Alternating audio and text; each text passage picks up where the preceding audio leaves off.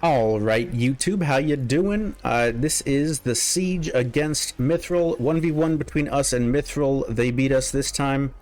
Actually, I think that's the second time they beat us in 1v1. Anyway, I'm running a bit behind. This is from, like I said, 10:28, so I'm like a full week behind at this point. Sorry. Let's just get into this one. This is one that I didn't stream, so these are attacks from off stream. And the fun thing about waiting this long is that I don't even remember what happened. So let's just get started. Right in our comfort zone at the beginning here, Tractor Lulu Windy. We all know how this one goes. I see that I have put the replay on fast forward, so we're all in for a treat in that regard. Tractor Lulu Windy is the first thing I think about against any Carcano Triana defense. There's not a lot of monsters you can put in the middle that actually make me not want to use this team against you.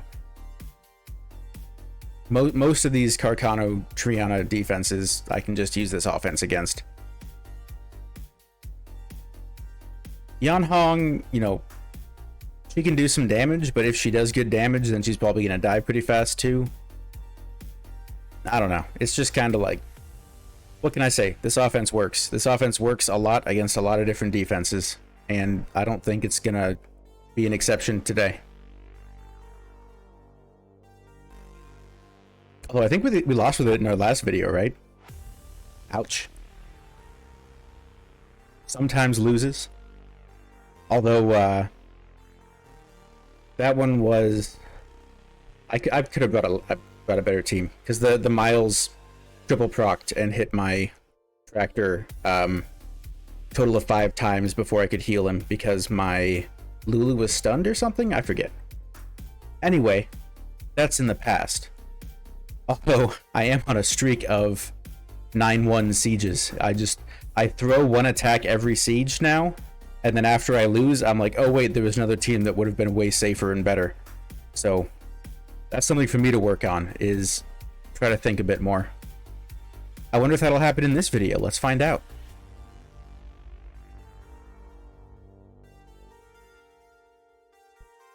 All right, Triana's stalling us. She didn't get the memo that I was done talking about this and ready to move on. Okay, one down. What's next? Oh yeah, we get Pate's defense. We hit this last time. In my last Mythril video, I hit the exact same defense with the exact same offense. Sorry, I didn't try anything new. You know, typically you find something that works and you just repeat it, right? I think, unfortunately, I only got to hit him once in this siege. I tried to get him a second time, but one of my guildies was already on it. So the Dark Mage is a really, really cool monster, and I would love to have one. It just, you know, covers the enemy team in debuffs. It heals itself. It does, like, surprisingly really good damage because its passive does damage based on harmful effects or something. In this case, because its passive contributes a lot of the damage, we're going to use a Tessarion. We're going to take its passive away.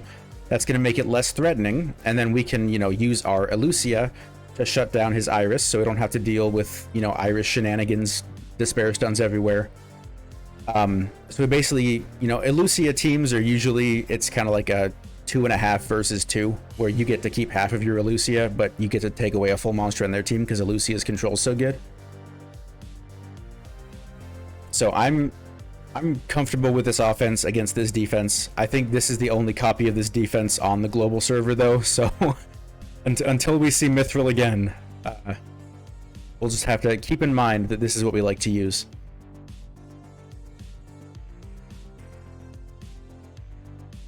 Up next, so Mythril in this siege was running like Tessarion everywhere.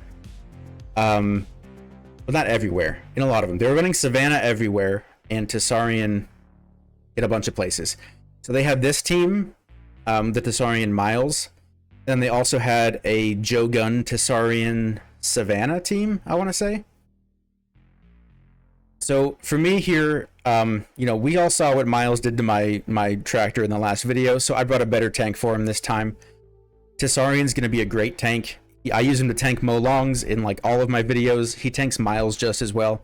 He's got his passive damage reduction. He's got water reduction on his artifact, like 20%, I think. 20 or 22%, depending on which artifact I'm using in this particular fight. So he's tanking. Obviously, Tessarion also very good against a team that has 3 passives. So the Savannah is the biggest threat here. We have good tanks for both the Tessarion and the Miles. We have a decent tank for Savannah as well, but Savannah is like a very threatening monster that's hard to tank. So Savannah is the biggest threat. We kill Savannah first. Up next, I'm not concerned about this Miles. Basically, you know, he's attacking my Tessarion and he's attacking my Triana, but my Tessarion is protected by my Triana, so I'm gonna kill the thing that's threatening my Triana next, is my logic. Either way, I don't think I'm at risk of losing after his Savannah goes down, because the Miles is just not going to be able to get through the tank we brought for it. The Triana in this fight is a tank Triana with fire reduction, so she's doing her job really well. So we see that the Tessarion is dead, and now it's just a 3v1. We also have Oblivion to reduce his damage and his speed.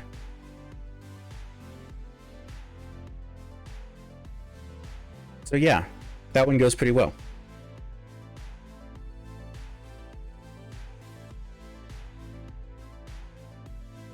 I could see this going poorly in like the very early turns when the Savannah's moving, but you know, we have Will on all of our monsters. He only has one single target stripper that's going to strip fire, and then there's, you know, the glancing interaction with Savannah. So like, I don't think we're going to have a bad turn 1. I think in almost every case, unless the Savannah skill 2 proc skill 3s on our Lulu, like the offense seems pretty safe. Up next, we have a similar thing. It's Praha instead of Miles. I bring a similar team, except I have Leo instead of Triana. I'm right now watching this replay, I'm thinking, why didn't I use Leo against the Miles and Triana against this one? Because obviously Leo only helps Praha, because Praha gains attack bar cycles turns that way, which is pretty strong in a Leo game.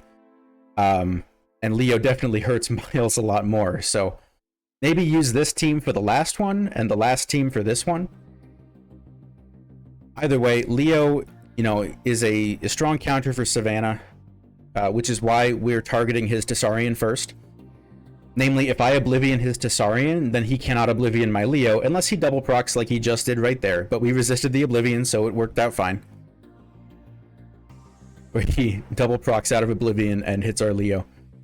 But yeah, so we're after his Tessarion, because we don't want to let him Oblivion our Leo, and he can't do that when he's Oblivioned.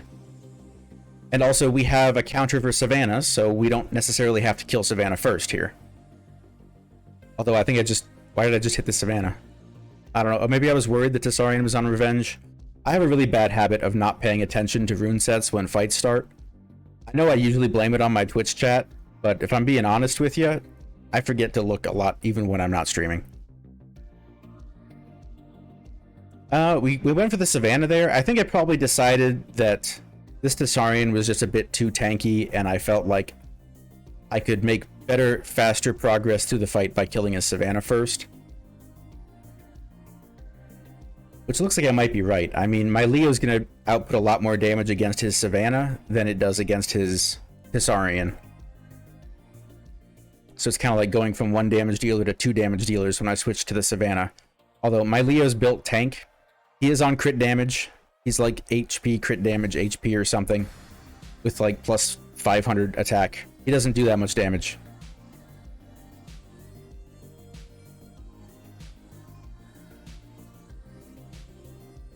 And there I target the Tessarion. I'd have to watch this in slow motion to figure out why I did that. Okay, he's going to double Violent proc out of Oblivion, and Oblivion our Leo, which then gets smashed by the Savannah. So now aren't we glad we dismounted the Savannah? I mean, it would have been better if we could have killed the Savannah with Oblivion, but oh well. So as soon as Leo's dead, Savannah becomes a higher priority, because now, you know, her full damage is on the table.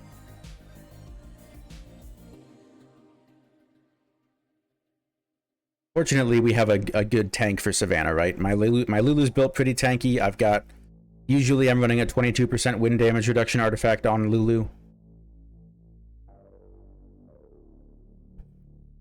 Now we have Lulu versus Praha. And we land the first Oblivion, which probably isn't that important because we have a cleanser and he doesn't. So in this fight, we're usually going to be the one that gets to Oblivion him, and he's not going to be able to Oblivion us. So I would say we have a favored matchup here.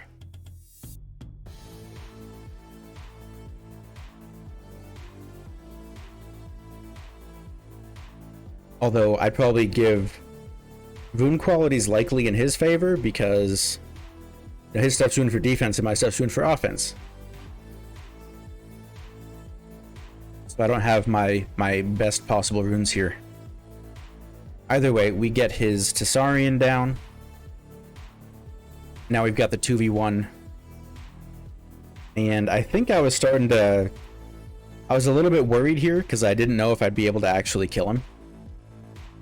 Obviously not a very high damage Praha, though, if it took 4 turns and didn't manage to get through a fourth of my Tessarion's health bar. But I think I remember just sitting there being like, oh man, I hope I can actually finish this fight ever. I was on Discord with my guildies and I was talking to them about it. And I think right when I was kind of saying to them, I don't know how long this is going to take, that's like when I violent proc and win. Yeah, good job, Lulu. Get the damage in. What's next? Okay, this defense. So this is an offense that I used to use when this defense was popular. And multiple times lately, also my speed tuning's terrible. These monsters are not ruined for this offense. So don't copy my speed tuning, please. You would probably want your Lulu to move after your Kali if you were building this offense, you know, purpose built as a team. So here's the danger, right? We full healed our team, which means that the defense break's going on our Kali.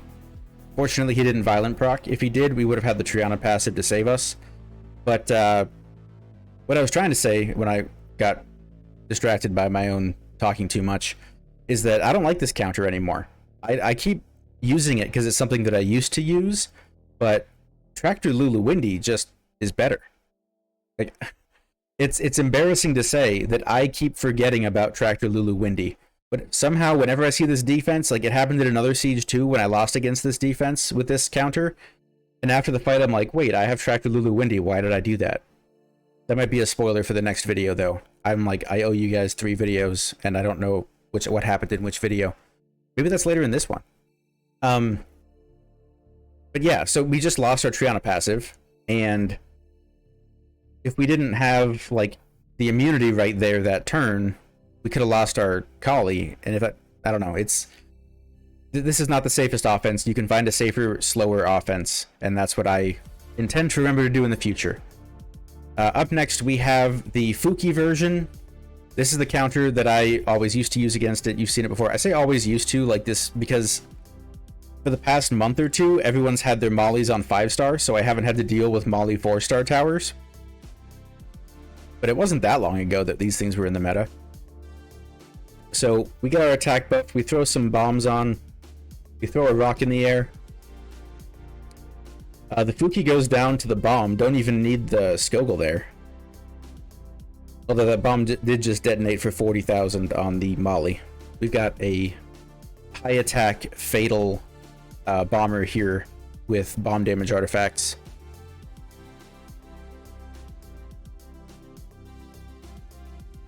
Up next, yeah, here's the other team they were running. The Joe Gun Tessarion Savannah here. And this counter, I was kind of out of ideas. I gotta be honest. I was like, what if I, you know, kill the Tessarion and then maybe he gets soloed by a Kamoon? Question mark. So I've got my Kamoon here. You know, he's got a Savannah. He lands the defense break and pushback, which is unfortunate, but also probably a consequence of the runes that I put on this monster. He's not max resist or anything. Then he comes in with the big crit with attack buff, the violent proc to kill us, and on that turn I forgot that Tion has a revive. I'm not gonna lie, I forgot about it. The next turn I remember that Tion has a revive, and I revive my monster. I had already thought, oh no, I lost the fight. The fight's over. And then I skill 1 with Tion. I'm like, wait a minute, this monster can revive. What am I doing? The real throw, though, is about to happen here. So this turn right here, I boost myself because I'm in autopilot thinking I want to reduce the cooldown on my heal so I can heal my team.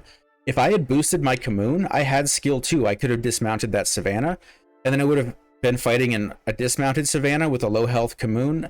I don't know if that would have changed the outcome, but I do think it was a misplay. So we lose that one. Maybe just forget that was not a good showing for me. Up next, we're using the Ganny Woosa Rika team.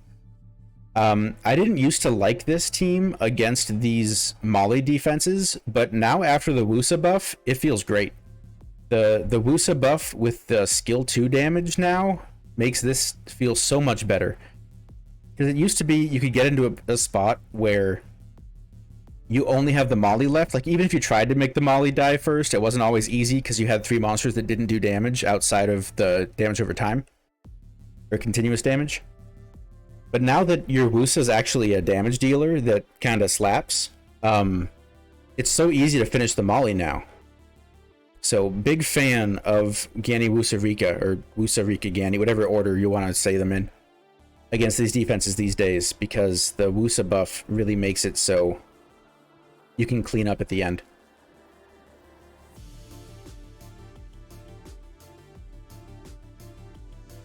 I think I ventilated Woosa turn 1 because Woosa got stripped and I didn't want a series of violent procs to happen. Later in the fight, I'm ventilating my Rika here because I'm like, the enemy's still at full health. I need to kill them at some point, so maybe do more damage. I'm resetting his cleanser there. Part of this fight is you want to try and count cooldowns on like everything, right? It's a fight that's, you know, it's for an RTA player, which I am not, so I sometimes forget. Every time I get my Ganny's turn, and it's like I have ventilate. How many turns are left on my Rika skill 3? I don't remember. So hopefully I'm not the only person that does that. Maybe you guys are all, you know, counting champions, and you just always know. So it's just another example of I need to pay more attention in Siege sometimes.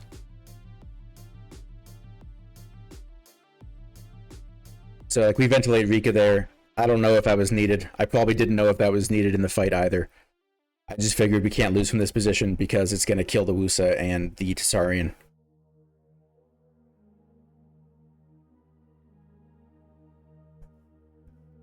But yeah, good offense. It's better now with the Woosa buff. Still possible for it to go wrong though. Alright, so that is it. One loss in this one against Mythril. Fun siege. Now we're heading into the final week though, you know, after the next 2 sieges I haven't put on YouTube yet. So I don't really want to do another 1v1 in the last week. I really want to get top 4 so that I can do streams on round 1 and round 2 and just kind of spectate all of the other guilds matches live. So I'm really hoping we can finish top 4. We'll see if we can. We never know what's going to happen in the last week of the season. Thank you all for watching. I'll have some more videos out in the near future. Or check me out on Twitch. I'm live most every Monday and Thursday for Siege. Later.